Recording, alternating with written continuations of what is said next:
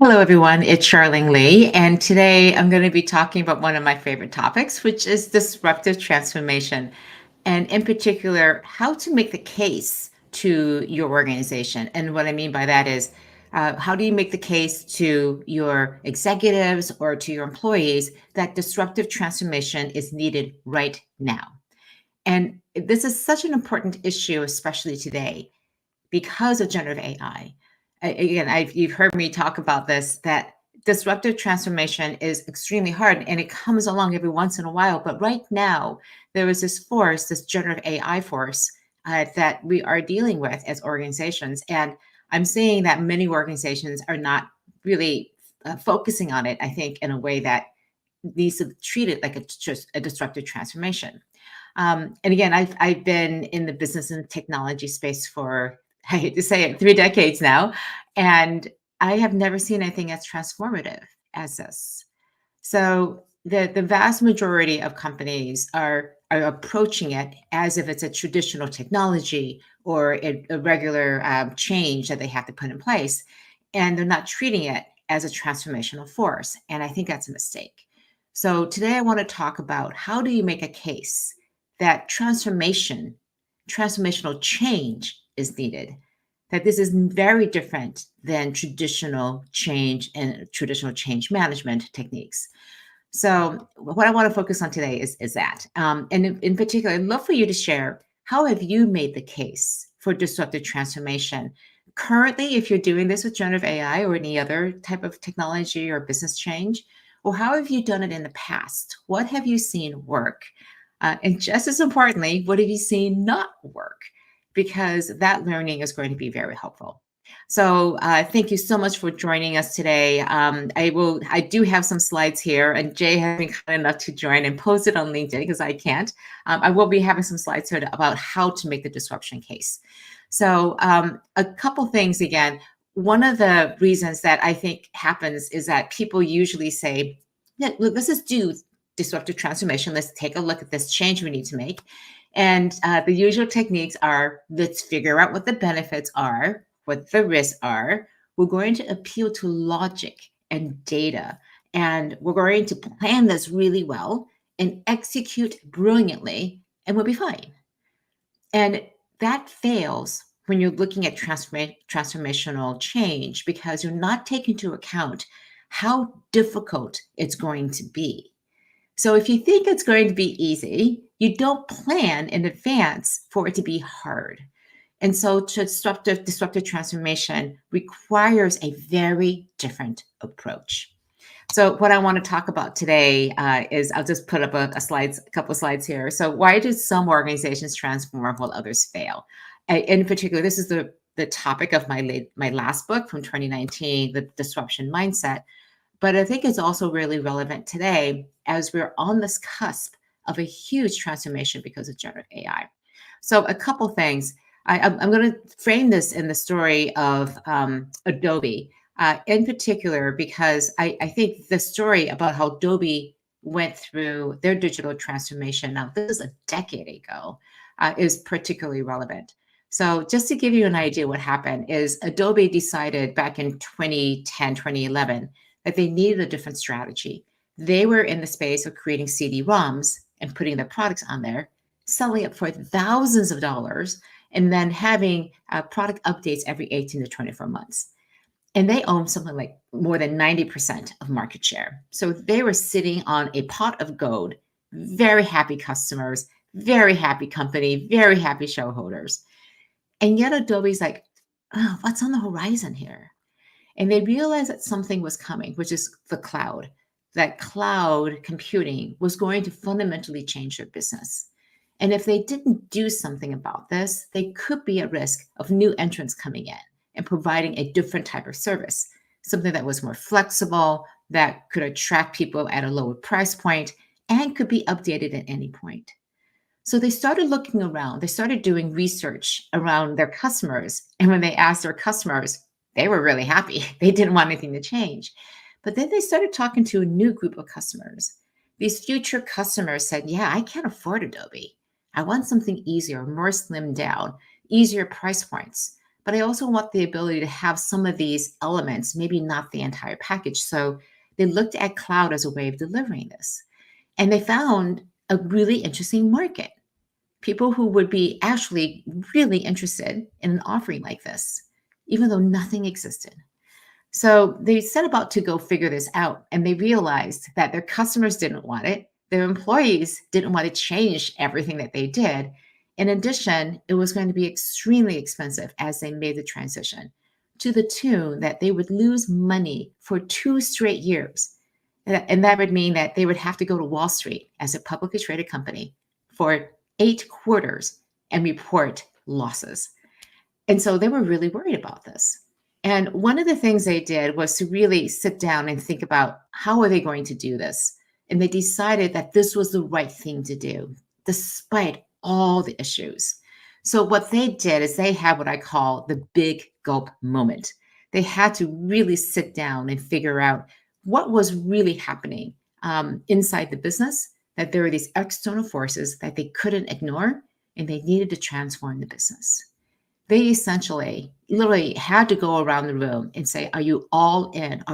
Is every single executive in for this transformation? And they said, yes, they were going to take and put at risk 2/3 of their business, $2 billion of business on the table and say, we're going to transform it.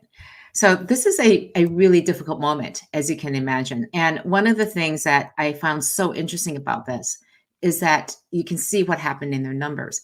And this is one of my favorite charts. And some of you may have seen this before. This is a chart that shows in the story in numbers, the index of when they started this transformation in Q4 of 2011. And you can see the revenues for the first year as they were making the change sort of went along the right way. And then when they made the significant change of shifting over at the beginning of 2013, their income just dropped significantly. And at the same time, the stock price went up. So you won't see these kinds of numbers very often. And it's because they were strongly communicating to everybody internally and externally that this was going to change, it was going to happen, and that the numbers to look at weren't the profit numbers, but the number of subscribers they had.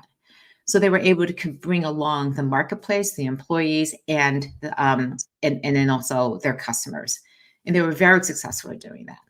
So one of the questions becomes, why was this so different? Why did they have to do things so differently? And so I want to go through that in a second. I just want to see if there are any other comments here. Let's see. I just have a couple comments from Jay. Has a good point. We have no choice but to move forward.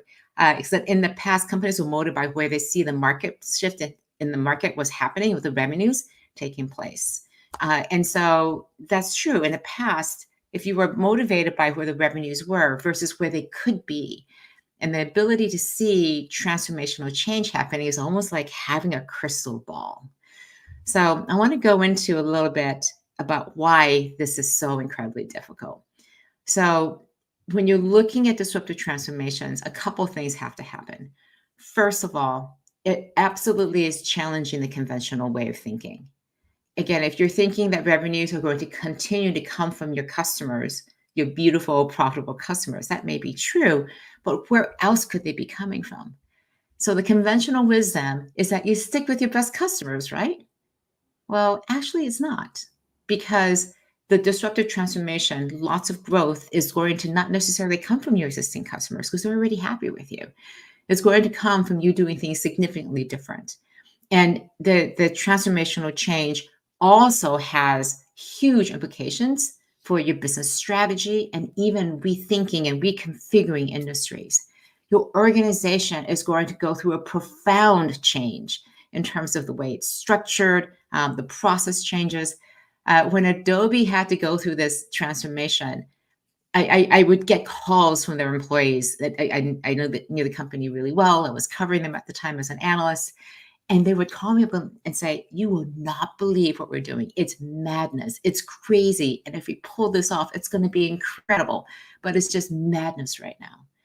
It was incredibly difficult for Adobe to go through this change. And one of the things that struck me was that their executive team was 100% convinced that this was the right path to go on, that there was no turning back.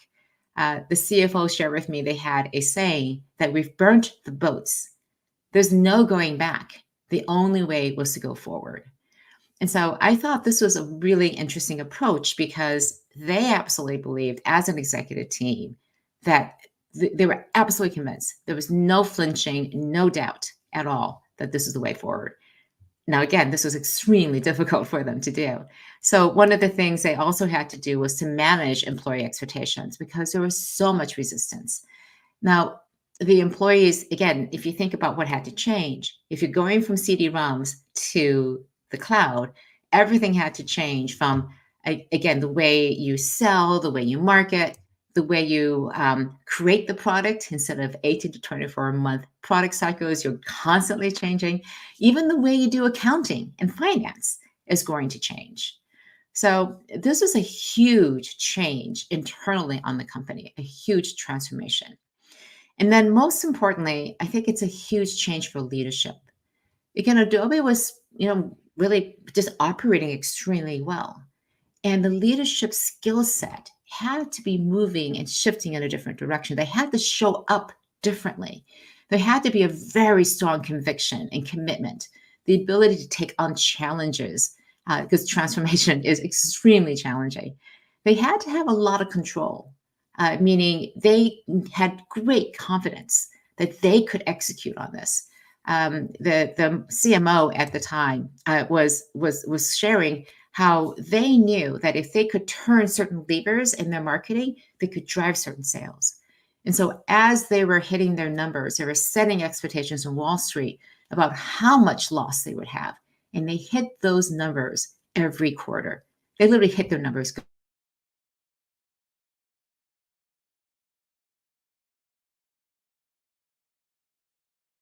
Had a lot of optimism and agility. Again, the leadership skills are very different when you're trying to lead a transformation.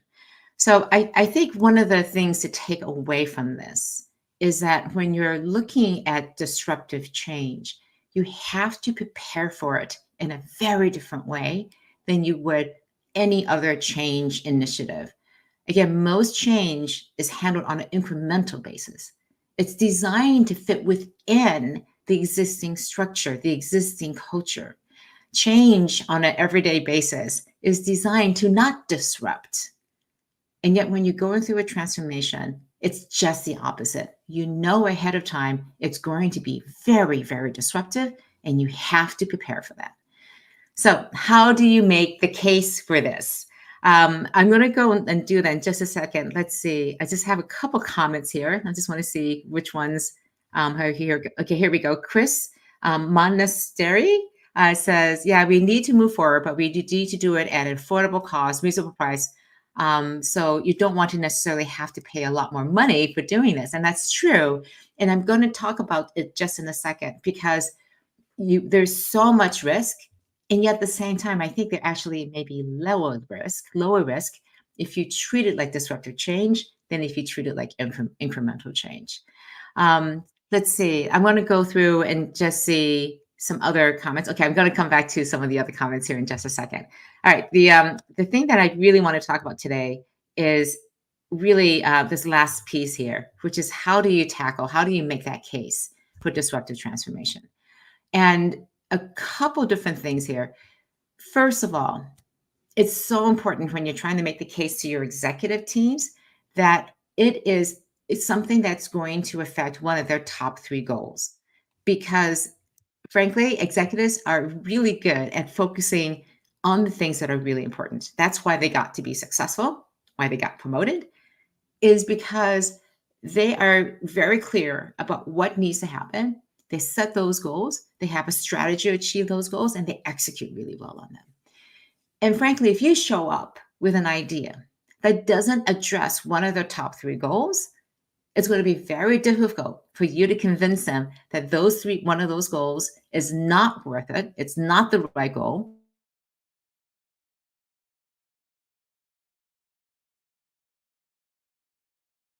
The disruption that you think is coming, that this external force, this challenge is coming, how does it impact one of these top 3 objectives for that executive? Because if they don't understand the implications for the business, even for themselves, then they're not going to understand and put the proposal that you have into context of the world as they understand it. Now, this can be really difficult because you are not appealing again to logic. You are appealing to their particular sense of their definition of success. And so, if you can, the best thing you can do is to understand how they think, and to put yourself in their shoes, and to explain this change in that context. Now, what's really helpful, I think, is to focus on these external forces.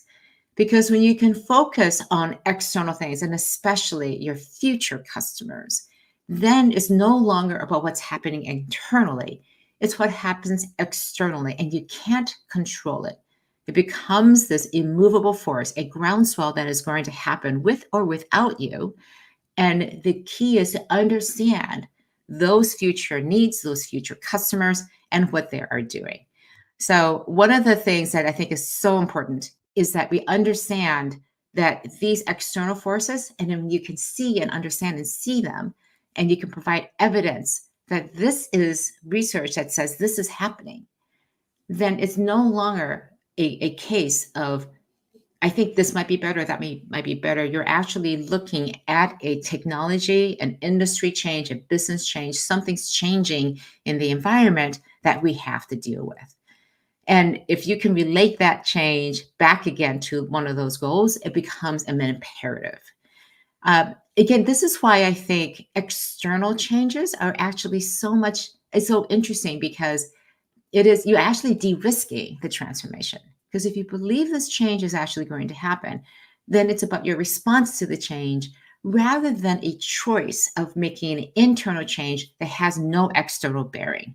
So these hard edges, these hard points of information coming from the outside, these external things are really hard to argue against versus I just feel that I have an opinion that this could be a really good thing to do internally. So when you can actually de-risk a transformation by saying, this is not about whether something is going to happen or not, it's not a choice, it's actually something that we can shift and exchange and actually execute on. It becomes actually something that becomes much more tangible and you can de-risk it, mitigate the risk against things necessarily changing because you can see whether the things are moving faster or slower in that external environment. And I think generative AI is one of those. You can see how people are adopting it, how people are using it. You can experience a transformation yourself. And because this is happening so quickly, you can bring lots of evidence about how industries are changing too as well. And that if we don't embrace this change, then we're going to be in a world of hurt. So again, I just want to go back to a couple of these last things, and then I'll go and see what other comments we have. All right. The other part is to make the case for preparing for this hard journey. As I said before, this journey is incredibly difficult. And the reason why I find so many companies failing at transformation is they think, oh, this is going to be easy. We have timelines, we have budgets. They're going to be all, just we got this. It's going to be easy. So let's go on this road. And those inevitably fail because you're not preparing adequately. Because when you run into that big challenge, that wall, and I guarantee you it's going to happen, it's going to be really, really hard, you're not prepared. You don't have the resilience. You haven't taken the steps and the structure and the processes to prepare for this. And in particular, you haven't dealt with how do you deal with failure? How do we have a really good relationship with failure? Because inevitably it's going to happen. And how are we going to deal with that as an organization? Again, most organizations are not wired to deal with huge amounts of change, huge amounts of risk. So how do you prepare for that? And again, it comes from having great structure and discipline. And one of the best ways to do that is to make sure that you have tremendous openness and also transparency about what is working, what isn't, and then accountability and responsibility taking for when things don't go right. Because the faster that happens, the faster you can address and make it right because you're responding very quickly with agility and with purpose. And then finally, it's so important to foster this psychological safety. One of the most interesting things that Adobe did in their process was they understood how difficult this was going to be for their employees.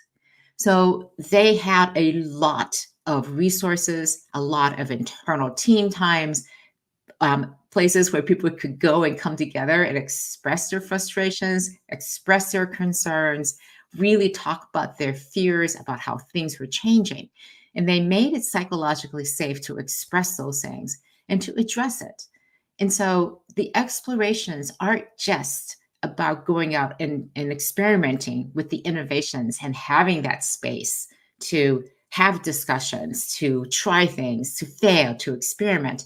It's also about having the psychological safety to say, I don't feel comfortable with this, to say, this transformation is really hard. I'm having a hard time with it, and not to have to bury it.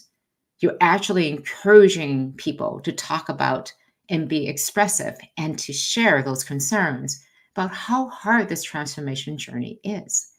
And when you can be honest about that and transparent about this and prepare for it all the way along, then you actually have a fighting chance of being able to, again, continuously make that case of disruption, keep people focused on that long-term vision of where you want to be, and then continuously make that case for why you are on this journey.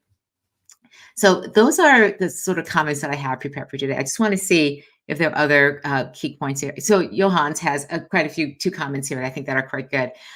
Agile organizations can quickly adopt. So I completely agree that agile organizations, organizations that have made a huge effort and investment in becoming more agile, have a lot of advantages in this space. So disruptive organizations are not afraid to challenge the status quo, cannot agree with that more. And the key is to have a management team. And I really appreciate you pointing this out. If the management team is unwilling to change, then change won't happen either. And that I'm going to be talking about that in my next live stream about how you as a leadership team, how do you prepare for this?